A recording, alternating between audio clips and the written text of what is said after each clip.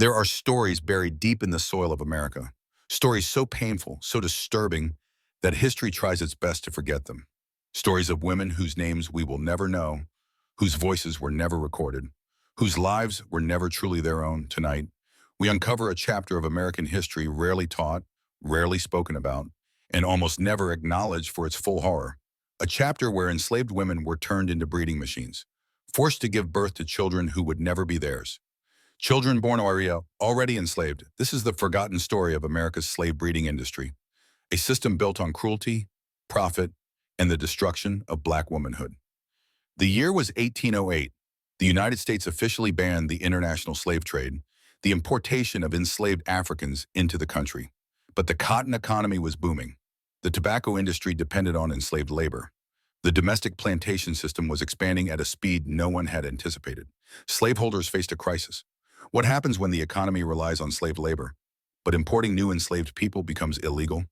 The answer would reshape the lives of millions. They turned inward, toward the bodies of enslaved women. These women became the new supply chain.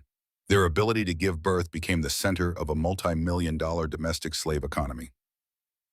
Plantations across the American South, a new kind of economy began to take shape, one centered entirely on reproduction.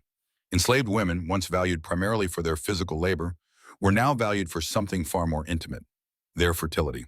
A woman who could produce many children was worth more than a strong male field worker. Her productivity was measured not in acres plowed, but in babies born as slaveholders recorded this information meticulously. Number of children born, annual births, breeding potential, age of fertility. These weren't notes about livestock.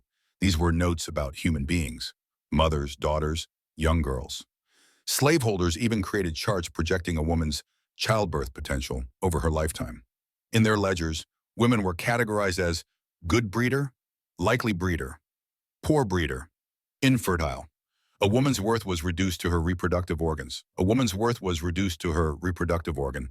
As demand skyrocketed, a new institution emerged: slave breeding farms. Large facilities where enslaved women and men were forced to reproduce at high rates to increase the slave population. Some of the most notorious were located in Richmond, Virginia, Staunton, Virginia, Maryland's Eastern Shore, North Carolina, and parts of Georgia. These farms were designed not for growing crops, but for growing people. They resembled prisons more than plantations. High walls, guard patrols, locked cabins. Women who tried to escape were hunted, chained, or punished with starvation. The goal was simple: produce as many enslaved children as possible, as fast as possible. Every child born meant profit. The cruelty of this system fell heaviest on the youngest girls as young as 12 years old. Some barely old enough to understand their own bodies were forced into motherhood. At puberty, many were immediately entered into their owners' breeding records. Their childhood ended the moment their bodies were deemed ready. Owners paired them with older enslaved men, chosen solely for their physical traits. These pairings were not relationships. They were orchestrated breeding sessions, forced encounters. Girls who refused were punished. Some were beaten, some were deprived of food.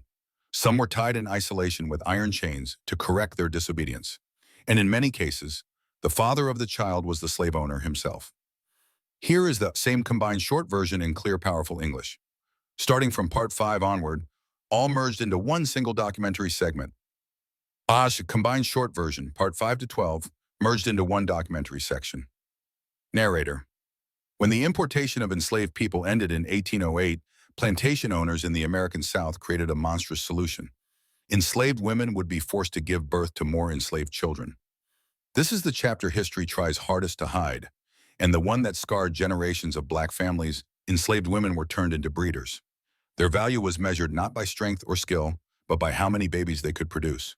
Owners forced men and women together, pairing them like livestock. There was no choice, no dignity, no humanity. Only commands and fear. Women who resisted pregnancy or whose pregnancies ended in miscarriage were punished.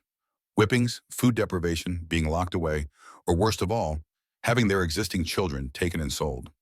Love, marriage, family. These words meant nothing in a system built entirely on ownership.